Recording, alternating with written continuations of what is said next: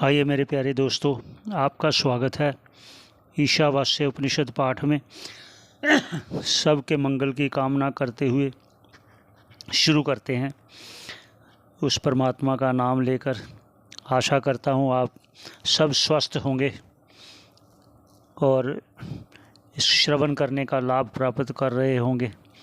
तो आइए शुरू करते हैं। पहले मंगल पाठ करके फिर आपको मंत्र दिखाता हूँ आपको। ओम पूर्णमद पूर्णमिदं पूर्णात् पूर्णमुदच्यते पूर्णस्य पूर्णमादाय पूर्णमेवावशिष्यते। ओम शांति शांति शांति। आइए मेरे दोस्तों, सबका मंगल चाहते हुए पुनः शुरू करते हैं। मंत्र उच्चारण करते हैं। पहले जो मंत्र कहे गए वो आप याद रखा कीजिए कि उनका अर्थ क्या रहा, क्योंकि आगे उनका आपको उपयोगी होगा सुनने श्रवण करने में। अब जो पहले उन्होंने जो दो मार्ग बताए थे, फिर उससे अलग हटकर तीसरा मार्ग बताया था।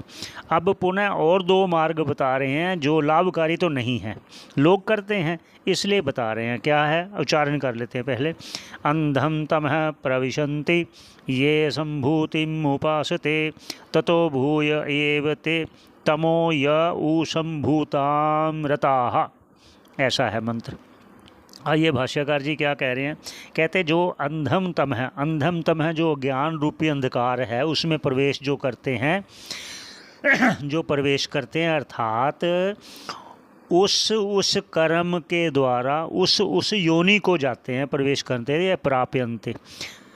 तो ये असंभूति और जो दूसरी असंभूति, अर्थात दो चीज़ें हैं।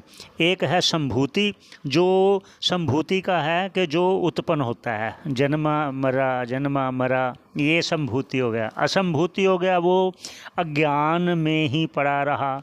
क्यों पड़ा रहा? असंभूति उपासते, जो अव्याकृत कहते हैं हिरण्य गर्भ, अकेला हिरण्य गर्भ। यहाँ एक मैं बात और कहना चाहता हूँ, आप समझने में आपको सुविधा होगी।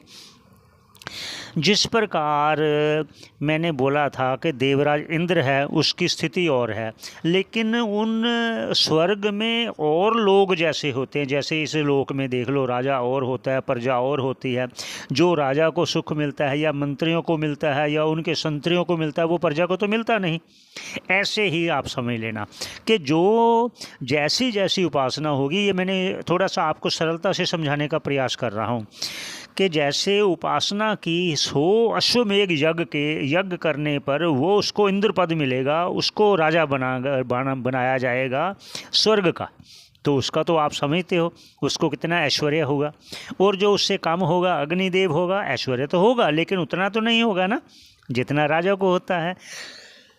ऐसे वरुण देव आ गया, उससे और निमन ले लो, उससे और निमन ले लो, उससे और निमन ले लो। स्वर्ग में तो वो भी होते हैं, गंधर्व भी होते हैं, लेकिन वो क्या होते हैं, गायन वाले होते हैं।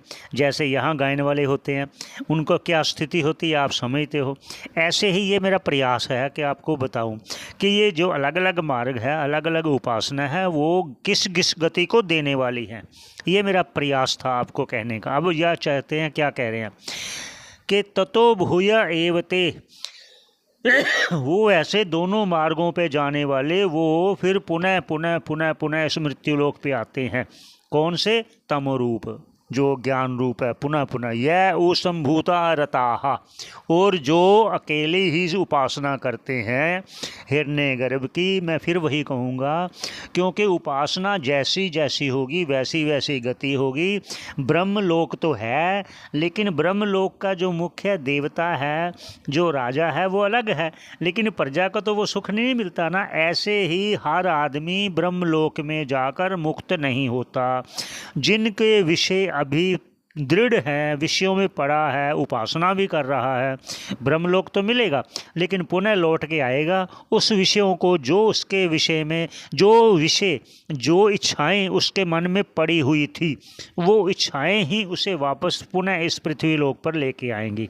इसलिए पहले कहा गया पुत्रेशना, वित्तेशना, लोकेशना, सबका त्याग करके मन में सभी चिंताओं को दूर करके, इच्छाओं को दूर करके इस रास्ते पर चलना। भगवान भी कह रहे हैं अर्जुन को, कृष्ण भगवान कह रहे हैं, प्रजहाति यदा कामान सर्वान मनोगतान, जितने भी मन में सभी इच्छाएं हैं उनको प्रजहाति मतलब अच्छी प्रकार से छोड़ दो। तब इस मार्ग पर चलोगे तो आपको जीते जी मोक्ष पद मिलेगा। ये बात पक्की है। सभी का कल्याण चाहते हुए पुनः अगले मंत्र में भेंट होगी। धन्यवाद।